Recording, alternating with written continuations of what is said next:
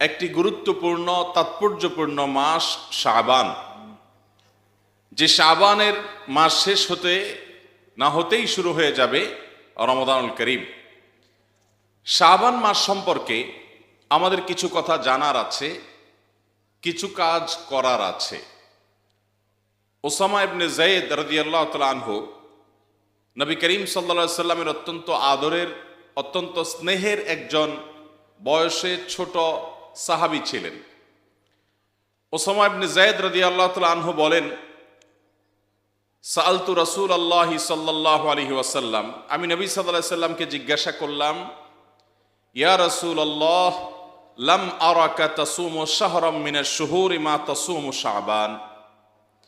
আপনাকে অন্য কোনো মাসে আমি এত বেশি নফল রোজা রাখতে দেখি না, যত বেশি নফল রোজা আপনি শাবান মাসে রাখেন।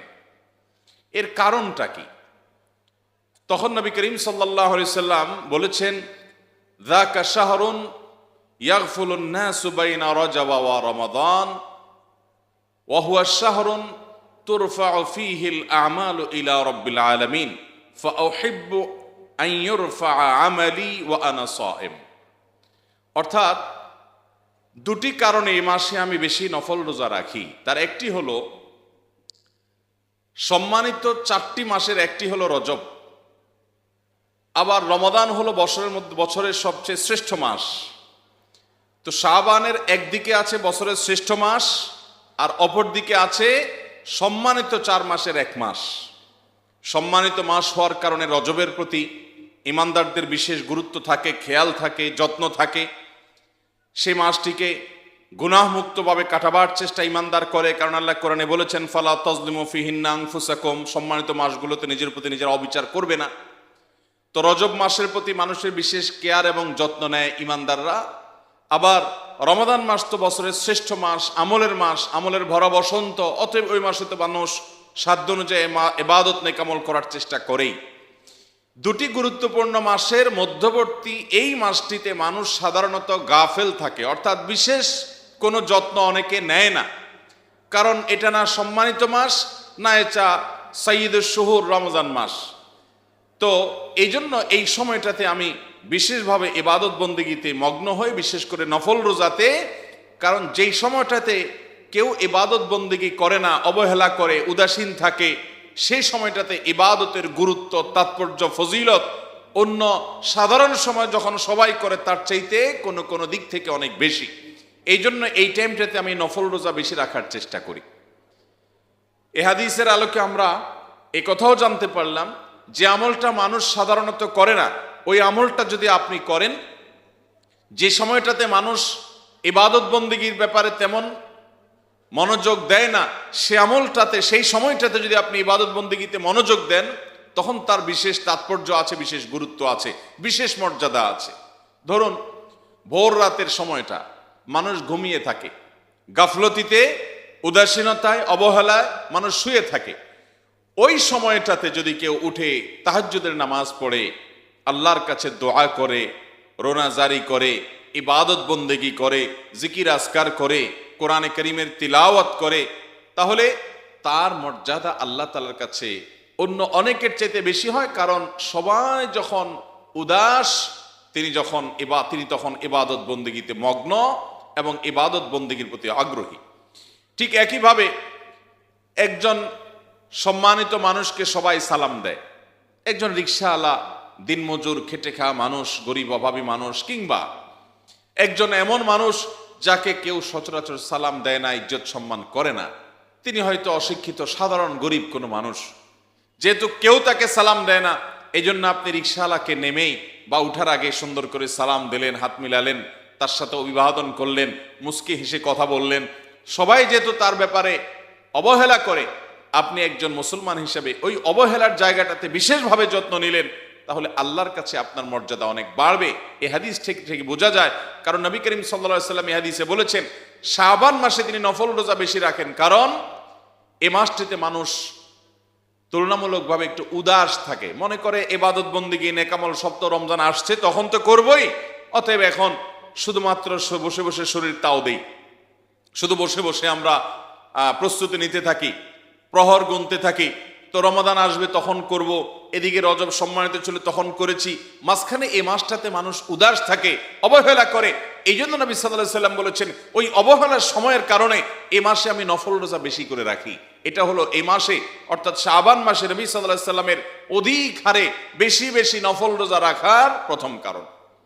দ্বিতীয় কারণ সম্পর্কে নবী সাল্লাল্লাহু আলাইহি সাল্লাম বলেছেন যে ওয়াহুয়া শাহরুন তুরফাউ ফীহিল আমালু ইলা রাব্বিল আলামিন, শাবান এমন একটি মাস যে মাসে বান্দার সারা বছরের আমল নামা আল্লাহর কাছে ফেরেশতারা পেশ করে থাকেন, নিবেদন করে থাকেন, উপস্থাপন করে থাকেন। ফাউহিব্বু আন ইউরফা আমালি ওয়া আনা সাইম, তো আমি চাই আমার আমল পেশ করা হবে যখন আল্লাহর কাছে, তখন যেন আমি রোজাদার থাকি, আমি যেন ইবাদতে মগ্ন থাকি, ওই অবস্থায় যেন আমার আমল নামা আল্লাহর কাছে পেশ হয়, এটা আমি চাই। সেজন্য আমি এই মাসটাতে বেশি বেশি নফল রোজা রাখি। একজন কর্মচারী তিনি তার মালিকের কোনো প্রতিষ্ঠানে কাজ করেন, এই মালিক যখন অনুপস্থিত তখন তিনি কাজ করেন, খুব মনোযোগ দিয়ে কাজ করেন, কিন্তু হঠাৎ মালিক এসেছেন, ওই অবস্থায় তিনি খুব সিরিয়াস মোডে কাজ করছেন। এটা যদি তিনি জানতে পারেন যে আমার সিরিয়াস মোডে কাজ করাটা মালিক দেখেছে, তখন তার কাছে ভালো লাগে যে আমি এমনিতেই তো কাজ করি, তো আজকে আমার মালিক আসার পর তার ইনভেস্টিগেশন চলার সময় আমি খুব সিরিয়াস মোডে কাজ করছিলাম, তাহলে তো আমার ব্যাপারে রিপোর্ট ভালো হবে, নিশ্চয়ই একজন কর্মচারীর কাছে সেটা ভালো লাগবে। ঠিক একইভাবে নবীজি সাল্লাল্লাহু আলাইহি সাল্লাম বলেছেন সারা বছরে আমরা যত কাজ করি ভালো হোক আর মন্দ হোক, আল্লাহর ফেরেশতারা সেটা আল্লাহর কাছে নিবেদন করে থাকেন শাবান মাসে। যেহেতু এই মাসটিতে সারা বছরের নেকামলগুলো, বেকামল, বদামল সকল কার্যক্রম আল্লাহর কাছে নিবেদন করেন ফেরেশতারা, এই জন্য নবীজি বলেছেন ফাউহিব্বু আন ইউরফা আমালি ওয়া আনা সাইম, আমি চাই আমার আমল নামা যখন ফেরেশতারা আল্লাহর কাছে জমা দিচ্ছেন সারা বছরেরটা একসাথে, তখন আমি যদি রোজাদার থাকি আমার ভালো লাগবে, যেহেতু আমার ইবাদতরত অবস্থায় আল্লাহ যখন আমার আমল দেখবেন ওই অবস্থা দেখবেন যে আমি রোজা আছি, তো আমার প্রতি একটু সদয় হবেন, আমার প্রতি একটু রহম হবেন, রহম করবেন, এ আশে আমি চাই যে আমার আমল নামা আল্লাহ যখন দেখবেন তখন আমি রোজাদার থাকি। এই জন্য এই মাসটাতে আমি বেশি বেশি নফল রোজা রাখি, এটা নবী সাল্লাল্লাহু আলাইহি সাল্লাম বলেছেন। মুহতারাম হাজরিন, তাহলে শাবান মাসে আমাদের প্রিয় নবী সাল্লাল্লাহু আলাইহি ওয়াসাল্লাম সবচেয়ে বেশি নফল রোজা রাখতেন, প্রচুর পরিমাণে নফল রোজা রাখতেন, অনেক বেশি পরিমাণে নফল রোজা রাখতেন, এবং এই নফল রোজা রাখার দুইটা কারণে তিনি উল্লেখ করেছেন। এখানে কেউ প্রশ্ন করতে পারেন, বান্দার আমল আমরা জানি সোমবার বৃহস্পতিবারে আল্লাহ তাআলার কাছে উপস্থাপিত হয়, কারণ সোমবার এবং বৃহস্পতিবারে নবী সাল্লাল্লাহু আলাইহি সাল্লাম রোজা রাখতেন। জিজ্ঞাসা করা হলো যে হে আল্লাহ রাসূল, আপনি এই দুই দিনে রোজা রাখার কারণ কি? তখন তিনি বলেছেন এই দুই দিনে রোজা রাখি এই জন্য যে এই দুই দিনে আমার আমল নামা আল্লাহর কাছে পেশ করা হয়, ফেরেশতারা পেশ করে থাকেন। এখন প্রশ্ন হলো, এক হাদিস থেকে আমরা জানি সোমবার বৃহস্পতিবার আমল নামা আল্লাহর কাছে পেশ করা হয়, আবার ওসামা ইবনে যায়েদের এই হাদিস থেকে জানলাম আমরা যে বান্দার আমল নামা পেশ করা হয় শাবান মাসে। তাহলে দুই হাদিসে দুই রকম হয়ে গেল, বাস্তবে কোনটা সঠিক? এর উত্তর হলো দুটোটাই সঠিক। আল্লাহ রাব্বুল আলামিন বান্দার সমস্ত আমল নামাগুলো ফেরেশতাদের মাধ্যমে হাজির করেন এবং দেখেন, ফেরেশতারা আল্লাহর কাছে বান্দার আমল নামা হাজির করে, বান্দা ভালো বা মন্দ যাই করুক না কেন আল্লাহর ফেরেশতারা তা নিবেদন করেন, আল্লাহর সামনে উপস্থাপন করেন, প্রেজেন্ট করেন, পেশ করেন। সেটা তিনটা ধাপে হয়ে থাকে। কয় ধাপে হয়? তিন ধাপে। একটা হয় প্রাত্যহিক, প্রতিদিন।